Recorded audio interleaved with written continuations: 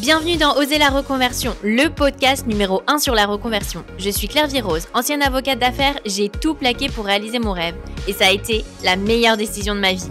Si toi aussi tu as choisi une carrière par défaut ou pour faire plaisir à ton entourage, tu te demandes ce que tu fais encore dans ton job, découvre ici chaque lundi des invités qui te ressemblent et qui ont osé la reconversion dans tous les domaines. Ils nous racontent leur success story pour à ton tour oser la reconversion.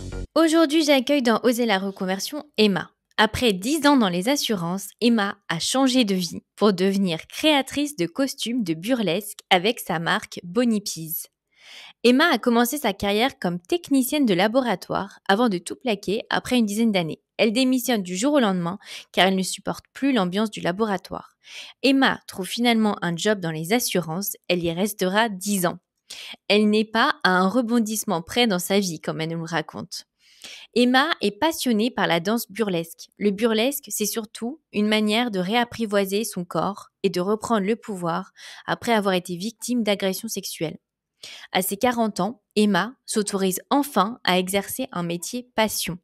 Elle fonde Bonipies il y a 1 an et devient costumière pour le burlesque. Cache-tétons à paillettes, lingerie sur mesure, boa. Le bouche à oreille fonctionne très bien et Emma rencontre tout de suite un franc succès. Alors avec Emma, on a évoqué sa carrière dans les assurances, comment la pression familiale l'avait dirigée vers une carrière stable et sérieuse, son burn-out, le burlesque comme thérapie, et comment elle s'est autorisée à vivre de sa passion et à dépasser les jugements. Mais je ne vous en dis pas plus et laisse place à ma conversation avec Emma. Bonjour Emma, bienvenue dans Oser la reconversion, je suis ravie de t'accueillir. Bonjour Claire Vive, je suis ravie de pouvoir répondre à tes questions pendant ces 50 minutes. Alors, je suis super contente parce que tu as une reconversion hyper atypique. On n'a jamais encore reçu, et pourtant on avait plus de 100 invités dans ce podcast. Alors déjà, est-ce que tu peux te présenter et puis, voilà, nous dire un peu ce que tu fais actuellement? Oui, bien sûr. Alors, je suis Emma, j'ai 44 ans je me suis reconvertie il y a une grosse année. Je travaillais dans le domaine des assurances et maintenant je travaille dans l'artisanat d'art. Et je crée des accessoires et des costumes pour les performeurs et les performeuses burlesques. Voilà, donc ton entreprise, ta marque s'appelle Bonipies. Donc c'est un grand saut entre, les assurances et le burlesque, donc j'ai vraiment hâte que tu nous racontes. Et alors, comment ça a commencé déjà? Comment tu t'es retrouvée à travailler dans les assurances? Parce que c'est très sérieux. Comment ça s'est passé? Oui, alors bah, on n'en est pas à un rebondissement près dans ma vie. J'ai fait des études scientifiques et j'ai commencé ma vie professionnelle en étant technicienne de laboratoire dans la recherche en chimie. Ah oui, OK. Voilà, donc vraiment, on n'est pas à un rebondissement près. J'ai travaillé pendant quelques années dans des industries et puis également des laboratoires en chimie, chimie organique principalement. Et les conditions de travail me convenaient pas forcément. J'ai cherché autre chose. J'ai pas tout de suite trouvé. Comme j'avais démissionné, il a fallu que je trouve très vite un travail. Et quelqu'un m'a dit, oh ben on cherche des agents au téléphone dans une banque assurance. Donc bon, OK, j'y suis allée, j'y ai passé, c'était de l'intérim, puis l'intérim s'est transformé en CDD, qui s'est transformé en CDI et puis, les années passent.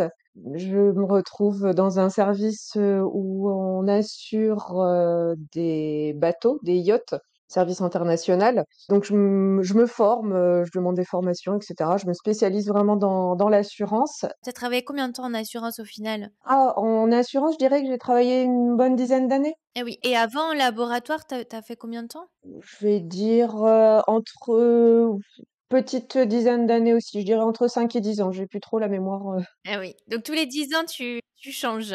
C'est ça, exactement. Tu as déjà fait une première reconversion alors quand tu as démissionné, du laboratoire? Comment ça s'est passé un peu? Comment tu as eu le déclic? Parce que, c'est pas évident de démissionner et puis bah, voilà, on n'a pas de sécurité, rien, il faut vite retrouver quelque chose.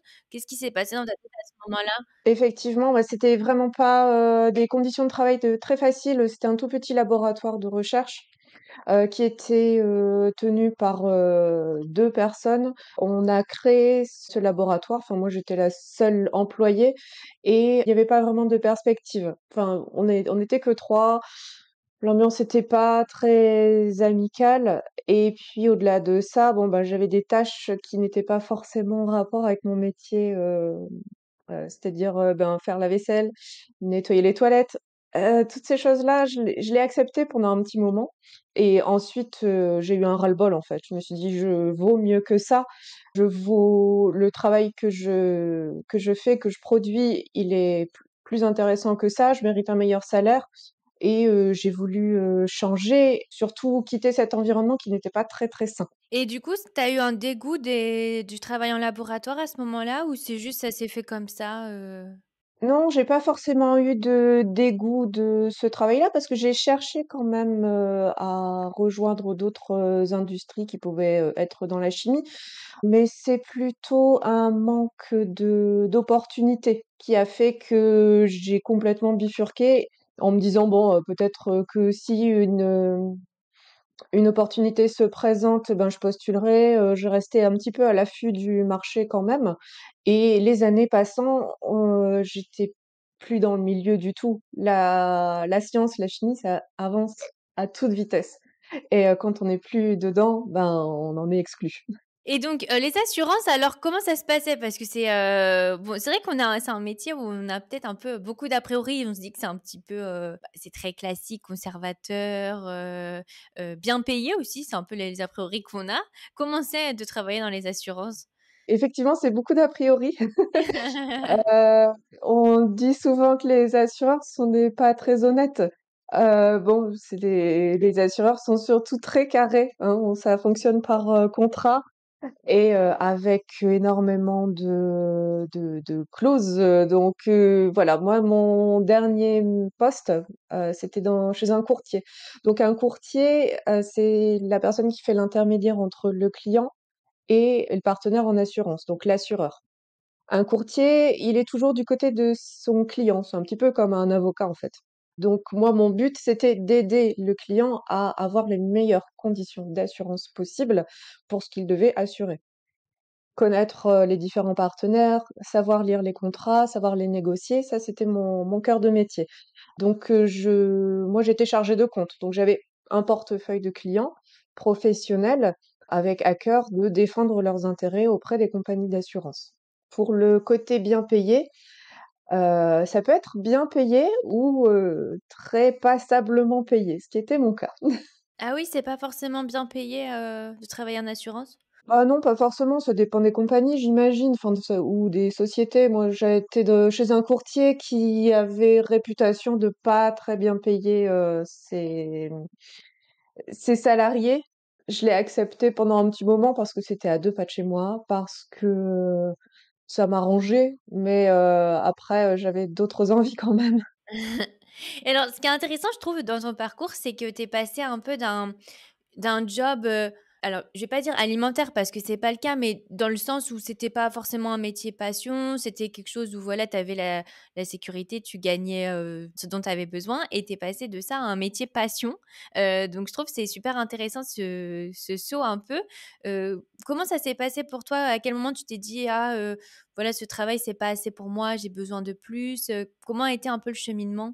Ouais, effectivement, là, tu as tout à fait raison. Pour moi, j'ai récemment eu ma médaille de travail des 20 ans l'année dernière. Donc pendant 20 ans, en fait, pour moi, le travail, c'était plutôt, s'assurer un revenu régulier, une sécurité et je pense que ça, c'est quelque chose qui me vient de mon enfance et de mon éducation et en me disant: Si je veux m'accomplir, je m'accomplis ailleurs. Je m'accomplis, dans mes loisirs, je m'accomplis, dans ce que je fais avec ma famille et la passion, elle devait être, uniquement placée là. Tout en ayant, évidemment un très, très grand, respect pour, mon travail, beaucoup d'implication et envie de m'investir quand même. Je pense je peux pas vivre, sans m'investir et à un moment, il y a eu, c'était plus assez en fait. Je m'investissais trop dans mon dernier emploi pour le retour, que j'avais.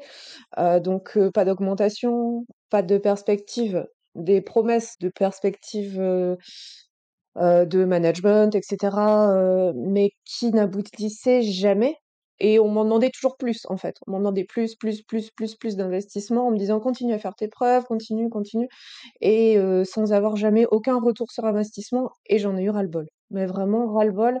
Je pense que je suis passée pas loin, du burn-out, mais vraiment pas loin du tout et c'est ce qui a été le déclic, pour, tout changer et enfin m'autoriser à me dire: «Une carrière artistique, c'est une carrière». Dans l'art, il y a des métiers, c'est pas uniquement des loisirs et c'est pas uniquement des passions et le jour où j'ai compris et que je me suis autorisée à me dire ça a tout changé, ça a été le vrai déclic. T'as eu un manque de reconnaissance aussi un peu au travail? Ah énorme, énorme. Je suis quelqu'un qui a besoin de reconnaissance, qu'elle soit immédiate ou différée et ça peut être, des paroles d'encouragement, ça peut être une prime, ça peut prendre toutes les formes et là, je n'en avais pas du tout, quoi, pas du tout. Ouais. Et alors quand tu dis que tu es passé pas loin du burn-out, qu'est-ce qui te fait dire ça? Qu'est-ce qui s'est passé exactement? Ben, j'ai dû travailler sur un projet qui était un appel d'offres, pour un client, dans le domaine du luxe que j'adorais vraiment, pour qui ça se passait très bien. On avait un appel d'offres qui pour moi était vraiment très important et je devais mener cet appel d'offres sans avoir, aucun soutien et à devoir bosser, 12 heures par jour là-dessus. Mais sans être guidée, sans aucun soutien, sans rien et je me suis sentie noyée, en fait, comme si, ben, on m'avait jetée dans la grande piscine, sans les petits brassards, sans m'avoir appris à nager et physiquement, j'ai commencé à décliner, en fait. Je plus d'appétit, j'ai eu des soucis, physiques, des problèmes de digestion. J'ai perdu presque 20 kilos en quelques semaines. Et j'éteignais mon ordinateur après avoir terminé le soir et j'allais me coucher dans le canapé et je pouvais plus rien faire. J'étais mais lessivée. Du jour au lendemain, j'ai arrêté de me maquiller, j'ai arrêté de prendre soin de moi et je me suis fait peur en fait parce que c'est pas moi. C'était pas moi du tout, j'avais perdu toute joie de vivre, je me suis fait vraiment peur à ce moment-là. Et comment tu as réussi à remonter, justement la pente? Est-ce que c'est tes proches qui t'ont un peu, dit, «Attention, ça va pas» ou c'est venu de toi? J'ai la chance d'être, très, très bien entourée, par des personnes qui prennent vraiment soin de moi et qui m'ont permis de parler et j pour moi, la guérison, elle passe beaucoup par la parole. La guérison, mentale, hein, je veux dire quand on a un petit souci, psychologique, ça passe vraiment par la parole. Au moment où j'arrivais à verbaliser que je n'allais pas bien, que, il fallait qu'il y ait un changement. Là, ça m'a permis de donner l'impulsion du changement et j'ai commencé par, faire un bilan de compétences et ce bilan de compétences, il m'a permis, de d'ouvrir des portes et de m'éclairer un petit peu et puis surtout de me dire: «Go, ton parcours, passé, c'est pas du tout le chaos, c'est juste un parcours, classiquement banal, en fait, de quelqu'un qui ne s'est pas fixé et qui peut-être se reconvertira encore par la suite et c'est pas grave. Il y a absolument aucune honte à ça, il y a pas non plus de honte à vouloir vivre de sa passion et ça a été vraiment le début de ma reconstruction. Et alors pour toi, c'était difficile de se dire que tu pouvais vivre de ta passion et tu penses que c'était dû à quoi? Le fait que peut-être dans ta famille, ils sont pas forcément entrepreneurs, c'est le cas pour beaucoup d'auditeurs, hein. C'est vrai que c'est difficile de se dire que on nous aussi on peut le faire. Comment tu as réussi toi justement à un petit peu, à ouais justement avoir le déclic dont tu parles? Oui, ça a été un travail assez long, un travail sur moi-même. Effectivement, j'ai des biais, qui sont très ancrés de par, mon éducation, une famille qui, m'a toujours poussée sur, les études, les choses sérieuses, un père, qui travaille à la poste, une maman qui travaille dans la banque. Il y avait pas de folie, quoi. Il y avait pas de folie du tout. Et pour eux, ce qui était important, c'était, les études, que j'ai un CDI parce que, ma mère est rentrée au Crédit Lyonnais, à 18 ans et en est sortie à sa retraite et donc pour elle, c'était important, que, je j'ai un CDI, que j'ai la sécurité de l'emploi, et tout ce genre de biais, ils m'ont mis des barrières, en fait, tout simplement dans mon parcours et j'ai toujours été quelqu'un de très créatif, mais voilà, c'était, de l'à côté. Et alors, comment ça a commencé justement ta passion pour la couture? Tu couds depuis toujours? Non, je couds pas depuis toujours. On va dire dans mon schéma familial, ma grand-mère, cousait, mais je pense comme beaucoup de mamies. J'ai des souvenirs de chercher ses épingles à 4 pattes, sous sa machine, sur le tapis, le mercredi après-midi. Mais moi, j'aime faire les choses, par moi-même. J'ai acheté une machine à coudre il y a quelques années parce que j'avais envie, de tester des choses, et puis, je suis devenue un petit peu autodidacte là-dedans. Quand on a été confinés, évidemment, je pense que comme tout le monde, j'ai sorti la machine à coudre et j'ai fait du pain et ben, c'était chouette. J'ai, retrouvé ce contact avec une matière, quelque chose de très concret, partir de matières premières et puis à la fin d'avoir un vêtement construit. Ça, c'était vraiment quelque chose. On parle de satisfaction et de reconnaissance. Là, c'est immédiat, il y a pas mieux pour moi en tout cas.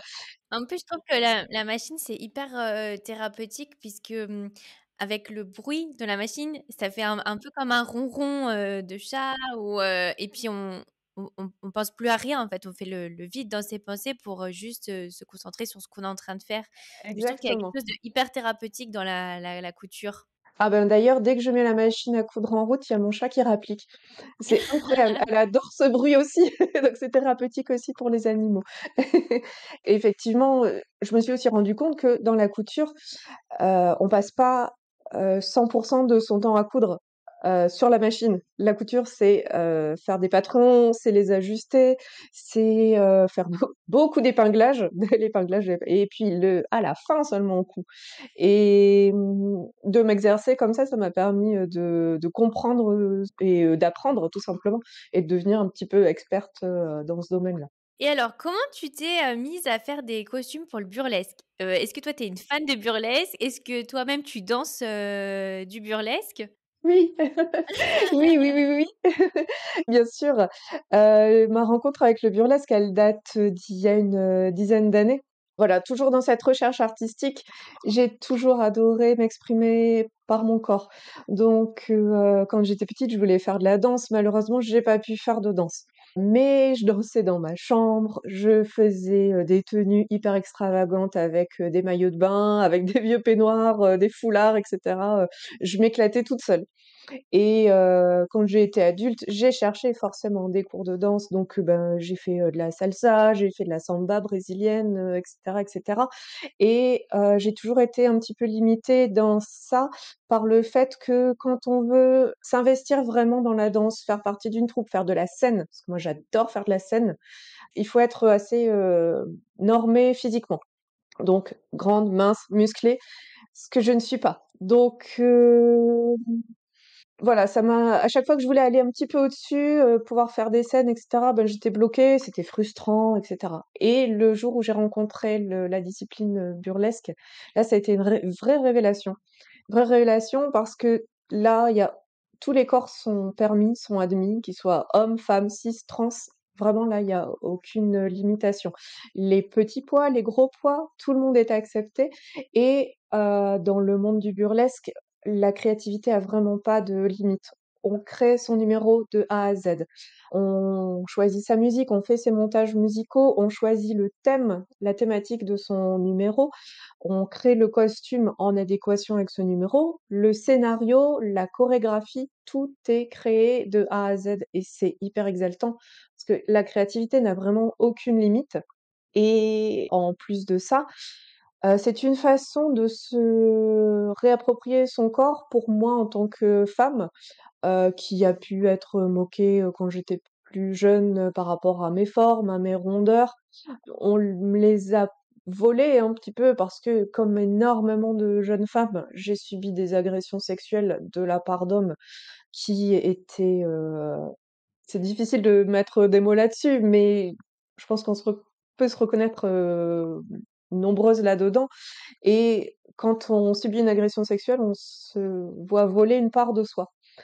Et montrer mon corps, emmener les gens dans mon histoire et dévoiler mon corps, ben, ça a un effet thérapeutique et puis vraiment, voilà, c'est mon corps, il m'appartient et je montre ce que j'ai envie de montrer, quand j'ai envie de le montrer et à qui je veux le montrer, dans des ambiances qui sont safe et ça a été une vraie révélation pour moi et depuis 10 ans, sur les scènes, je m'éclate. Vraiment. Et tu reprends le pouvoir. Exactement. Et alors, comment tu as rencontré le burlesque? Alors, parce que, comment on arrive à faire du burlesque? C'est quelqu'un qui t'a dit: «Je te vois bien faire ça». Toi, tu as été voir un show. Comment ça s'est passé, ta rencontre? Eh ben, j'ai vu des spectacles, j'habite à Lille et à Lille en 2004, c'était la capitale européenne de la culture et il y a un super cabaret de New Burlesque américain qui est venu se produire à Lille et là, j'ai fait la rencontre de ces femmes-là qui d'ailleurs qui ont été héroïnes d'un film de Mathieu Amalric qui s'appelle Tournée. Ah oui, oui, oui, oui. Ah, j'invite tout le monde à le voir parce qu'il est extra. Évidemment, je connaissais des grandes figures du burlesque comme Dita Von Teese et j'ai une de mes amies avait créé sa propre troupe de burlesque à Reims et je le savais pas. Et un jour, on a l'occasion d'en parler. Puis elle me dit, oui, bah oui, moi, je fais ça. Et je dis, ah, c'est super et tout. Mais bon, comment je peux faire? Moi, je sais pas. Elle dit, ben écoute, tu crées un numéro et puis on t'invite à Reims sur notre scène. Ok, bon, c'était bon, c'est le challenge, mais en même temps, bon, ça fait peur, mais c'est cool. Et beh, c'est exactement ce qui s'est passé. C'était ma première scène et j'ai pris un tel plaisir, mais un tel plaisir de ressentir l'énergie du public qui m'a portée pendant les 5 minutes de mon numéro qui devait être vraiment, nul. Mais c'est pas grave, je me suis sentie tellement portée, tellement heureuse que je me suis dit: «Punaise, mais c'est ça que je veux ressentir à chaque fois que je monte sur scène».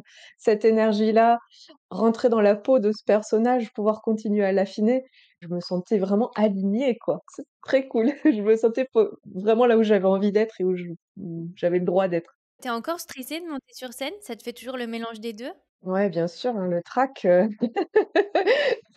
le trac, c'est un ami. Il faut savoir quand est-ce qu'il va arriver et puis il faut savoir s'il est là, c'est pour une bonne raison. Mais je suis sûre de moi, je sais ce que je veux donner et puis voilà, c'est chouette. Et alors, comment a réagi, ton entourage? Parce que c'est pas évident au début de dire, j'imagine qu'au début tu l'as fait peut-être un petit peu en secret? Oui, oui, alors, ben, déjà à l'époque, ah si, j'avais déjà un enfant. Mais alors mon conjoint, il était plutôt émerveillé, en fait.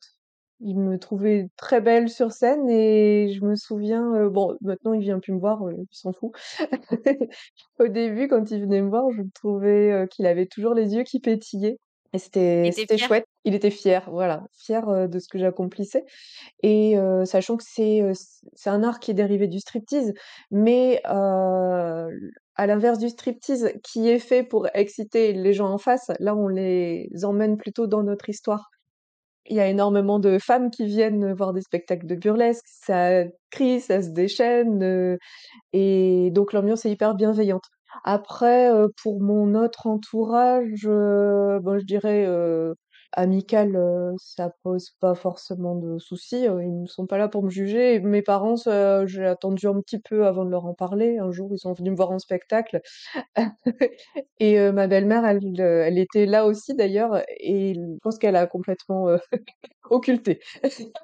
Elle fait comme si tout cela n'existait pas. Ouais, ça doit pas être évident pour les parents, je pense. En plus, c'est une autre génération quand même. C'est une autre génération. Après, ce sont mes choix et voilà, je tiens absolument pas compte de leurs observations, éventuelles.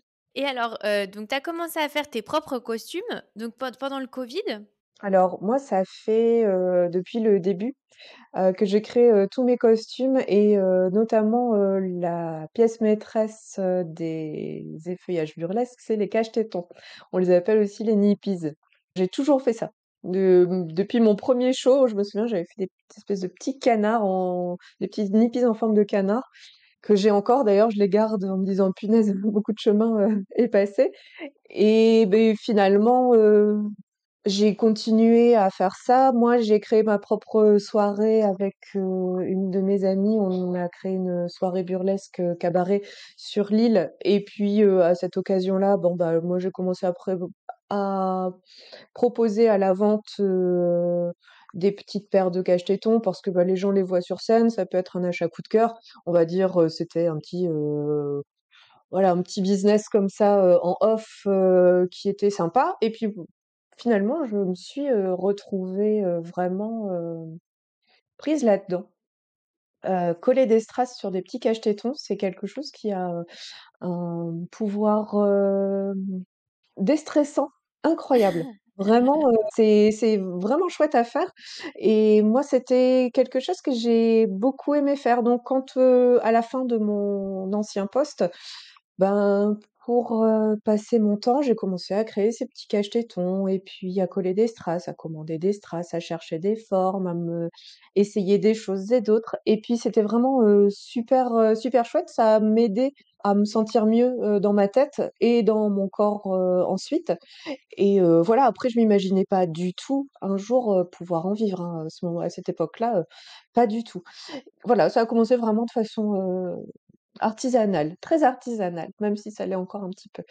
Ouais. Du coup, en fait, quand tu es partie de ton poste en assurance, c'était vraiment parce que tu étais à la limite du burn-out, donc comment ça s'est passé? Tu as démissionné, comme ça, en fait? Ouais, effectivement, j'ai voulu faire une rupture conventionnelle, hein, parce que, on cherche la sécurité avant tout. Ça n'a pas été accepté, donc j'ai monté un dossier, de démission pour, reconversion. Suite à mon bilan de compétences, je savais que j'allais me reconvertir. Avec Transition Pro, tu as fait ça? Oh ouais, exactement. Oui, parce qu'on a fait des épisodes avec, Transition Pro, donc pour présenter le dispositif, c'est que, même quand on démissionne, on peut quand même, toucher le chômage via ce dispositif, en fait.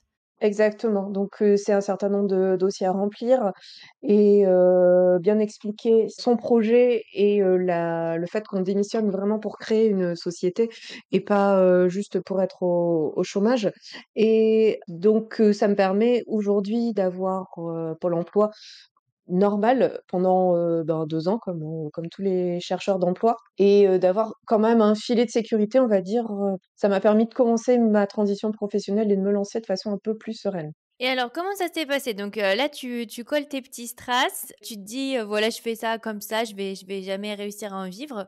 Comment tu arrives bah, à lancer Bonipies et puis, que ça devienne, un vrai métier? Ouais, ben, ça a été la demande, en fait. Ça a été la demande, petit à petit, j'ai commencé à poster, mes créations sur Instagram, sur mon Instagram des feuilleuses et puis, ça commençait à plaire, dans mon milieu, proche. On commençait à me dire: «Ah bah, tu pourrais pas me faire des nippies, comme ci, comme ça et tout, tu demandes combien?» «J'en sais rien». En fait, les personnes en achètent pour, perso aussi, quoi, pas forcément pour la scène? Si, si, pour leur, numéro, mais c'était vraiment dans mes contacts, des feuilleuses et des feuilleurs, mais vraiment en local, hein, je commençais à avoir, des demandes et puis je me suis dit: «Beh, s'il y a de la demande, bah, c'est qu'il y a un marché, tout simplement» et puis je me suis dit: «Si je le fais pas, je vais le tenter. Je vais le tenter, il y a une demande, il y a c'est un marché d'ultra niche» parce que là, il y a pas énormément de personnes concernées en France, mais on n'est pas nombreux, on n'est pas nombreuses à faire ça.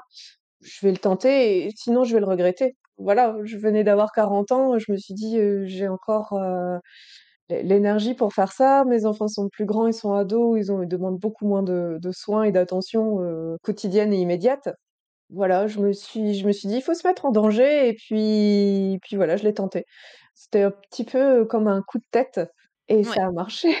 Comment ça s'est passé alors? Ça a marché tout de suite? Comment tu as réussi à avoir tes clients? Ça a été le bouche à oreille très rapidement? Ouais, le bouche à oreille, il fonctionne, très bien. Bah, les premiers clients, ça a été, bah, des gens que je connaissais de par les scènes, et cetera, qui ont commandé, qui m'ont recommandé auprès d'autres personnes à qui j'ai fait des pièces et cetera et puis, après, ben, voyant que j'avais quand même pas mal de demandes et que c'était chouette, je me suis dit: «Si je veux professionnaliser tout ça, il faut que je me fasse, aider» parce que j'y connaissais rien du tout à la création d'entreprise. Je me suis rendu compte que vraiment pour moi, c'était quelque chose que j'aimais faire et que j'avais pas forcément envie de chercher du travail, ailleurs. Que le fait d'être, aux commandes, de mon projet, bah, ça m'allait parfaitement parce que je prenais mes propres décisions. Je travaillais à mon rythme. Je faisais ce qui me plaisait vraiment et donc pour la création d'entreprise en elle-même, là, par contre, je suis allée taper à des portes, institutionnelles pour me faire aider, ouais, parce que sinon j'y serais pas arrivée toute seule, je pense, je serais encore, très peu professionnelle à l'heure d'aujourd'hui. Tu t'es fait aider par qui alors? Ben, par le BGE des Hauts-de-France. Tu dois connaître, je pense, le BGE. C'est un organisme de soutien et d'aide à la création d'entreprises. Ils font des prêts d'honneur? Alors eux, ils font pas des prêts d'honneur. Par contre, ils s'occupent absolument de tout ce qui est, création d'entreprise ou reprise d'entreprise pour, tout le monde, à tous les niveaux de projet. Donc, qu'on ait juste une idée en tête ou qu'on ait déjà créé son entreprise et qu'on souhaite un petit peu de soutien, ils vont pouvoir être là et fournir des solutions. Donc moi, vraiment, j'ai commencé, du début, aller aux réunions sachant pas trop comment présenter mon projet. Petit à petit, j'ai commencé à affiner mon projet. On a défini quel style d'entreprise je voulais. Est-ce qu'on partait sur une SARL ou plutôt un type micro-entreprise? Faire les calculs, toutes les choses qu'on ne sait pas quand on se reconvertit. C'est quoi la TVA? Pourquoi on doit collecter la TVA, la reverser? Qu'est-ce que c'est que l'URSSAF? Combien on va payer? Quelles sont les aides auxquelles on peut prétendre, etc. Tout ça, on travaille ensemble pour que la création d'entreprise se passe au mieux. Et une fois que mon idée était un petit peu plus claire et nette, j'ai intégré leur incubateur d'entreprise. Donc c'est un incubateur dans lequel on reste entre 3 mois et 1 an. Et ils prêtent un numéro de SIRET, ce qui permet de tester sa société en conditions réelles. Donc on peut commencer à facturer, on a une comptable qui s'occupe de la comptabilité et puis des rendez-vous très, très réguliers, je dirais, toutes les semaines avec, une conseillère. Enfin, pour moi, c'était une conseillère pour, continuer à définir, les quels sont les objectifs stratégiques de la marque ou de la société, comment y parvenir. Donc c'est hyper dense, vraiment très, très dense, mais ça donne un sacré coup de boost. Moi, je suis restée dans cet incubateur d'entreprise, on va dire environ 4 mois et pendant ces 4 mois, bah, j'ai pu tester différentes choses. J'ai pu enfin, me rendre compte que mon travail avait un certain prix, que c'était pas le prix des matières premières qui faisait le prix final, c'était le prix de mes heures de travail, du temps que je passe.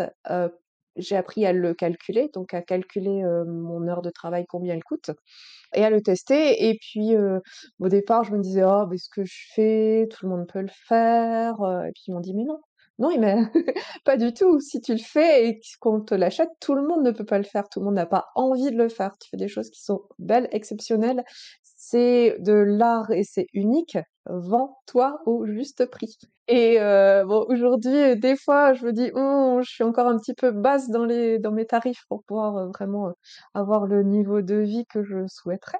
Le cache-tété, c'est environ 75 €, hein, c'est ça, hein? Ouais, voilà, environ, exactement. Mais ça m'a permis quand même, de passer avant, c'était plutôt 30, hein. Donc pour, plusieurs heures de travail minutieux, c'était et pour moi, c'était vraiment pas volé. Mais voilà, aujourd'hui, je sais que je peux produire des pièces qui sont, uniques et exceptionnelles à des prix qui permettent de me rémunérer, de façon correcte, on va dire. Oui, c'est super dur de fixer ses prix et c'est vrai que je connaissais pas du tout, BGE. On en a beaucoup parlé dans le, podcast des prêts d'honneur.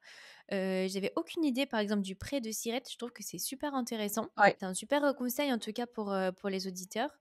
Et alors aujourd'hui, donc tu arrives à en vivre? Alors aujourd'hui, je vais dire que j'ai un chiffre d'affaires qui n'est pas mauvais. J'aimerais pouvoir, d'ici, la fin de l'année, pouvoir le doubler. Une fois que j'aurai doublé mon chiffre d'affaires, là, je pense que j'aurai atteint un niveau de rémunération qui était, à peu près le même que, ce que je touchais avant dans mon ancien poste. Donc, pour pouvoir le doubler, ben, c'est pas compliqué. Il faut, proposer des choses qui continuent à être, uniques, personnalisées, sur mesure. Donc après les cache-tétons, là, je me suis, lancée dans la lingerie. La lingerie de scène qui est spécifique parce que, si on va chez Calzedonia ou chez H&M, on va trouver des culottes pour tous les jours.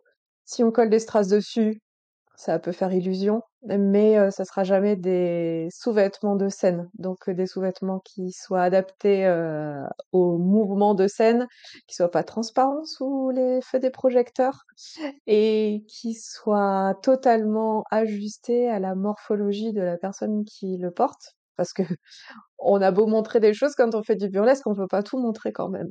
Il y a Oui. des limites. Donc voilà. Donc là, ça, c'est mon premier développement. Je travaille beaucoup sur, de la lingerie, de scènes, burlesques et puis mon développement futur, c'est également de pouvoir travailler pour, toutes les disciplines aériennes. Donc, la pole dance, le cerceau aérien, tout le tissu aérien et cetera. Pouvoir proposer des tenues qui soient vraiment très, saines pour, les artistes, aériens. Et comment tu fais alors pour produire autant? Est-ce que tu penses peut-être faire appel à une couturière un jour? Comment tu te vois?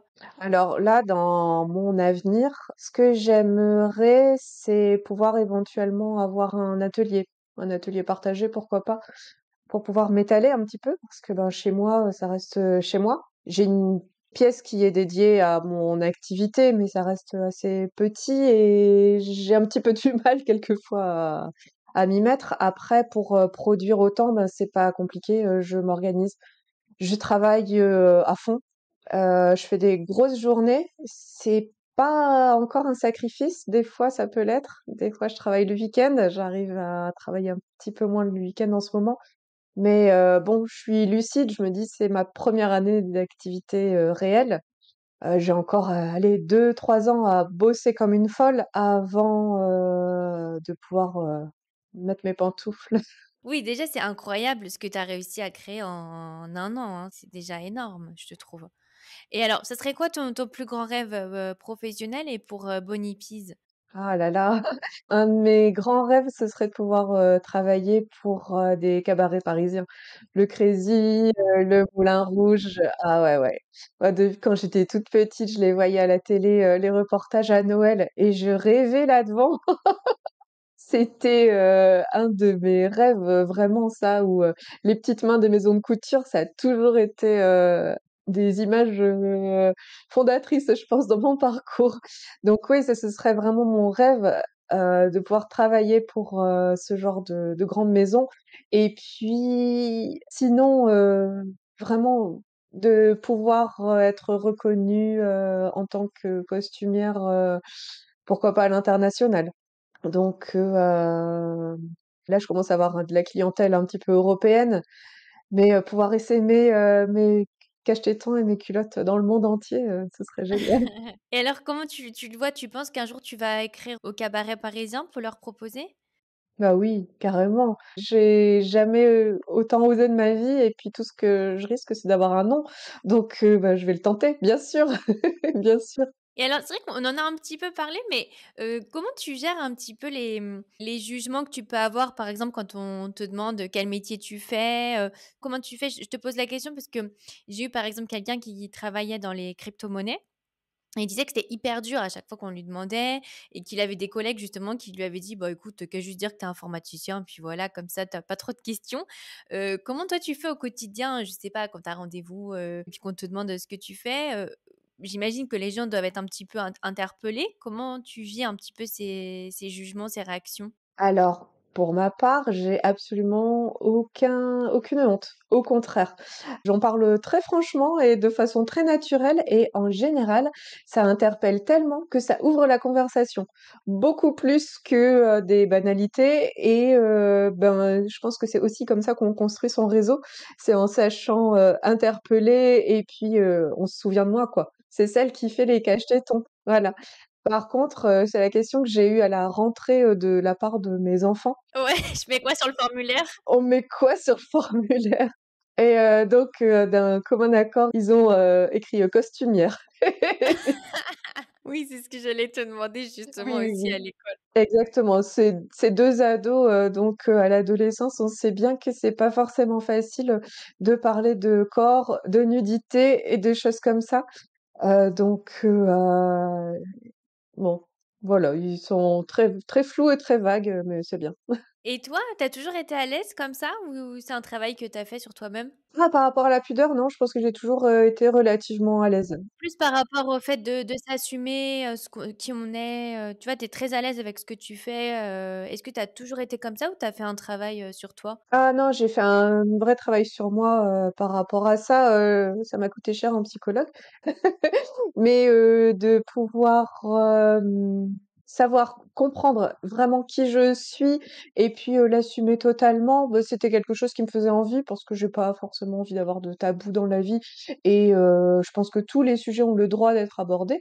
Tous les métiers ont le droit d'exister donc voilà. Après, voilà, il a fallu, que je me défasse d'un certain nombre de petites choses, qui me pouvaient me bloquer, par rapport à la façon dont j'ai été élevée, dont j'ai grandi et aujourd'hui, tout va bien. Je suis plutôt bien dans mes strass. Quel conseil tu donnerais peut-être aux auditeurs comme ça qui oseraient pas forcément faire, ce dont ils ont envie? Ben, oser, c'est un grand risque, mais c'est tellement, gratifiant. Il faut pas avoir peur de l'échec, en fait. Je pense qu'il y a beaucoup de gens qui sont bloqués parce qu'ils ont peur de l'échec, mais on a quand même la chance de vivre en France et c'est un pays où il y a quand même beaucoup de ressources pour retomber sur ses pieds, même si on se plante. Faut aller les chercher évidemment, mais une reconversion, elle est possible et il faut tester. Voilà, moi je sais que, le fait d'avoir pu, même en démissionnant, avoir, le chômage, bah, ça a été vraiment ce qui m'a permis de pouvoir, me dire: «Allez, j'ose, j'ai quand même un filet de sécurité, je suis pas toute seule, je vais pas tout perdre du jour au lendemain». Bon, j'ai la chance d'avoir un conjoint qui gagne confortablement sa vie, mais je veux pas vivre, par rapport à lui, quoi. J'ai jamais voulu être, la femme au foyer et puis, qui fait ses petits trucs dans son coin histoire de se faire plaisir. Non, pour moi, c'est Bonipice, c'est un vrai projet de carrière, un vrai projet de vie, un vrai projet, ben, qui va amener de la stabilité financière également, à moi en tant que femme et entrepreneuse. Le fait de pouvoir avoir eu, 2 ans de chômage, ça m'a vraiment, vraiment, vraiment permis, bah, de me lancer sans crainte, en fait. Et ce que je voudrais dire à tous ceux qui n'osent pas, bah, c'est d'oser tout simplement, de pas avoir tant peur que ça parce on arrive toujours à retomber sur ses pieds. Non, mais c'est un super conseil et c'est vrai qu'en fait, quand on ose justement un peu faire le premier pas, on se rend compte qu'il y a plein de dispositifs qui existent, notamment Transition Pro. Qu'en fait, voilà, c'est pas on n'est pas en train de se mettre à la rue quand on fait une reconversion passion, en fait. Bien sûr. Alors, dernière question, c'est toujours la question de la fin. Quel est le meilleur conseil qu'on t'ait donné? Alors, le meilleur conseil qu'on m'ait donné, en plus, je la connais cette question, hein. Tu l'as préparé? J'avoue que j'y ai pensé. Elle est pas facile à répondre quand même. Le, meilleur conseil qu'on m'ait donné, j'hésite parce qu'il y en a vraiment tellement qu'on m'a donné et qui étaient bons. Tu peux donner plusieurs, hein. Ouais, ouais, ouais. De tester, d'avoir confiance en moi, en fait. D'avoir confiance en, mes créations, de me dire, «Tu fais des belles choses, tu fais des choses qui sont uniques, qui sont personnalisées, qui auront un impact sur les personnes qui vont les porter». Vends-les, n'aie pas peur de te dire: «C'est, de l'artisanat, tout le monde peut le faire». Non, tout le monde ne peut pas le faire et aujourd'hui, bah, ça m'a permis, de me dire que je suis légitime dans ce que je fais, que j'ai un véritable savoir-faire, que je veux en faire bénéficier au plus grand nombre de ce savoir-faire et beh, que ça marche donc voilà, me donner confiance en moi, garder enfin, c'est pas hyper clair ce que je dis, hein. Si, si, je comprends ce que tu veux dire dans le sens où, en fait, quand on se lance après, quand on a confiance, ça vient tout seul, en fait. On sait pas forcément dès le début un peu comment ça va se faire et comment ça va se réaliser, mais c'est en Exactement. le faisant que finalement on va voir le chemin, devant nous un peu. Exactement. J'étais pas juste une amateur, que je pouvais être une professionnelle du costume et d'avoir confiance en moi et en mes réalisations. C'était vraiment le déclic qui m'a permis d'aller plus loin et de pas avoir peur et de proposer et d'y aller à fond. C'est vrai que souvent on a tendance à, minimiser un petit peu ses qualités, ses compétences, on a l'impression que c'est pas grand-chose parce que parfois aussi, je pense que quand c'est une passion pour nous, c'est facile aussi pour nous et comme c'est facile, on a l'impression que du coup tout le monde peut le faire. Ouais, oui, je pense qu'il y a une espèce de syndrome de l'imposteur qui vient. Je pense qu'il y a tellement de gens qui souffrent du syndrome de l'imposteur alors que, ben, il y a tellement de gens doués partout et il faut arriver à le dépasser quand même et j'ai de la chance d'être, très bien entourée par des personnes très précieuses, dans ma vie et qui croient en moi et qui me poussent énormément. Après je pense que pour, réussir à le dépasser, faut aussi enfin en tout cas moi c'est comme ça que je fais, je me suis rendu compte finalement que même les gens, au top, qui sont à des top niveaux ont ce syndrome de l'imposteur donc en fait, il faut juste se dire: «Bon, bah, en fait tout le monde l'a et puis, bah, en fait faut y aller parce que faut vivre avec et finalement, c'est un peu bon signe aussi. Ça veut dire qu'on est en train d'essayer de se dépasser. Exactement et c'est exactement comme le trac avant de rentrer en scène. Il faut savoir l'apprivoiser, il faut savoir en faire un allié, en fait, tout simplement. Un grand merci Emma. Donc je mettrai tous tes réseaux sociaux pour les auditeurs qui voudraient aller voir tes créations. Merci beaucoup pour tout ce que tu as partagé. Merci à toi, Clairvy, c'était un super moment. Si vous avez aimé l'épisode, abonnez-vous et laissez-moi un commentaire si vous écoutez l'épisode sur YouTube. Et si vous écoutez l'épisode sur Apple Podcasts, Spotify ou Deezer, abonnez-vous et laissez une note 5 étoiles et un avis. C'est ce qui donne le plus de visibilité à ce podcast. N'hésitez pas à en parler autour de vous et à partager l'épisode sur les réseaux sociaux pour aider un plus grand nombre à oser la reconversion. Si vous souhaitez suivre les dernières actualités du podcast, rendez-vous sur notre compte Instagram @oserlareconversion et pour prolonger la discussion, rendez-vous sur notre groupe Facebook dédié aux auditeurs. Ensuite, si vous cherchez toutes les notes avec les références, allez dans le détail du podcast. Si vous souhaitez devenir annonceur, me proposer un invité ou me poser des questions, je serai ravie d'y répondre par mail à l'adresse partenariat@oserlareconversion.com.